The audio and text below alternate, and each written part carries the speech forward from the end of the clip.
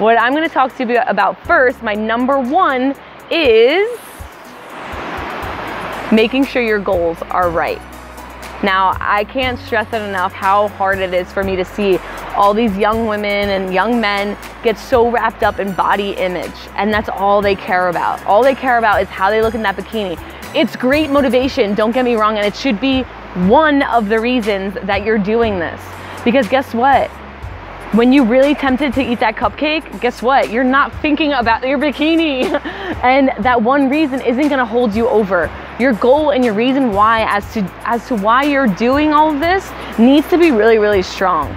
So I'm gonna start off by telling you there's over 60 psychological and physical benefits to having a healthy diet and working out and exercising and making that a part of your lifestyle.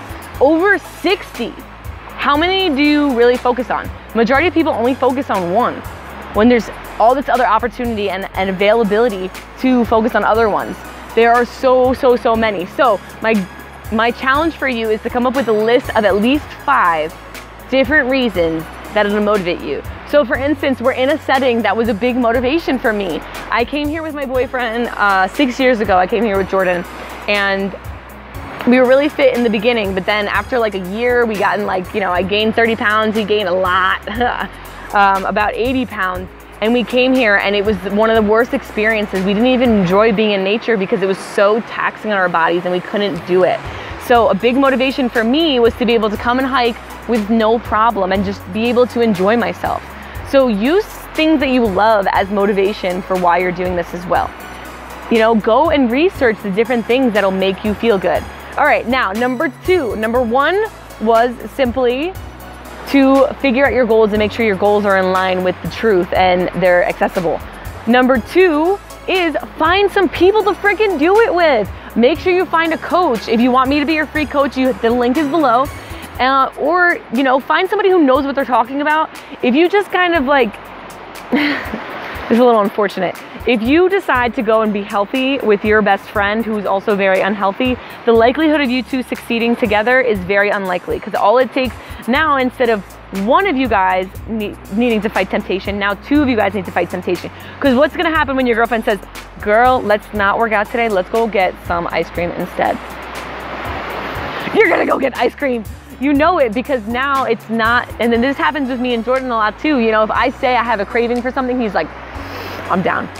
You have this idea and you think that, that person's gonna be able to talk you out of it, but now you're saying, okay, my friend needs to have more willpower than I do.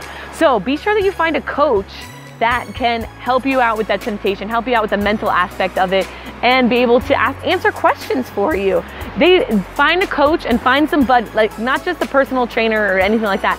Find a coach who knows the psychological aspects of it too, or a place where you can go and be held accountable with other people. I kind of stumbled upon that online. I was put into a group, and I also was working out and did Insanity with 3 other people. So that was really great motivation. It really helped to stick to it. And that would be my second piece of advice. And now for my third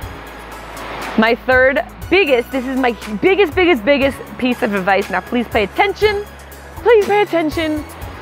If you get nothing else out of this video, well, first of all, let's congratulate you, because tip number 3 is educating yourself about a healthy lifestyle, educating yourself about your body, educating yourself about food and how your body works with different food, educating yourself about what happens during a workout. Did you know that when you do a workout, you're actually breaking down your muscles, and your muscles don't get bigger during a workout? They actually get bigger when you refuel your body and you feed it and you rebuild your muscles. You have to do that with food. Do you know how to do that? If you don't, you gotta go learn. You have to go figure it out and be okay. Don't wait. Listen, be okay with doing things wrong in the beginning. It's okay.